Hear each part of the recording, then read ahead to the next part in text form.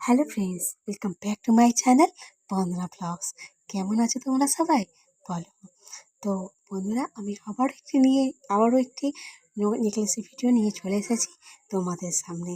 তো তোমরা থাম্বনেল দেখে বুঝতেই পারছো আমি নেকলেসটা কেমন হয়েছে নেকলেসটা। তো আমি নেকলেসটা কেমনভাবে তৈরি করেছি। তো খুব সুন্দর একটি স্টাইলিশ আর আমার খুবই একটি পছন্দের নেকলেস। জানো তো, আমি এই ধরনের নেকলেস আমি ভীষণ ভীষণ খুব পছন্দ করি। তো আমি ভাবলাম তোমাদের সাথেও শেয়ার করি। এর আগেও আমি বানিয়েছি পিঙ্কের ওপরে বানিয়েছিলাম, যেরকম এই সুতোটা যেমনি তুমি গ্রিন বা রিয়েলও দেখছো। তো এর আগেও আমি মানে পিঙ্কের উপরে, পিঙ্ক সুতোর উপরে আমি এরকম জুয়েলারি বানিয়েছি।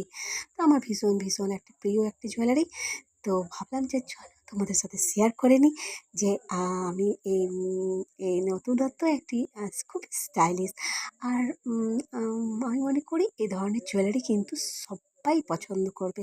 কেন কি এটা না, মানে কি তুমি যে কোনো ড্রেসের সঙ্গে পরবে না, খুব খুব ভালো লাগবে, ভালো লাগেও, জানো তো এই জুয়েলারিগুলো মানে পরলে।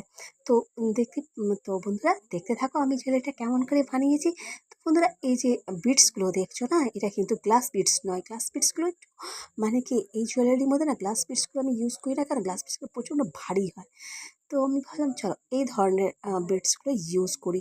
তো কারো যদি ইচ্ছে হয় যে না তুমি আমাকে গ্লাস বিটস দিয়ে বানিয়ে দাও, তো আমি গ্লাস বিটস দিয়ে বানিয়ে দিতে পারবো।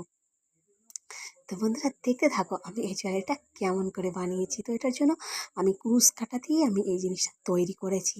তো বিটস লেগেছে, সুতো আর কুরুশ কাঁটা দিয়ে আমি এই জুয়েলারিটা তৈরি করেছি। তো বন্ধুরা দেখতে থাকো আমি কেমন করে তৈরি করছি।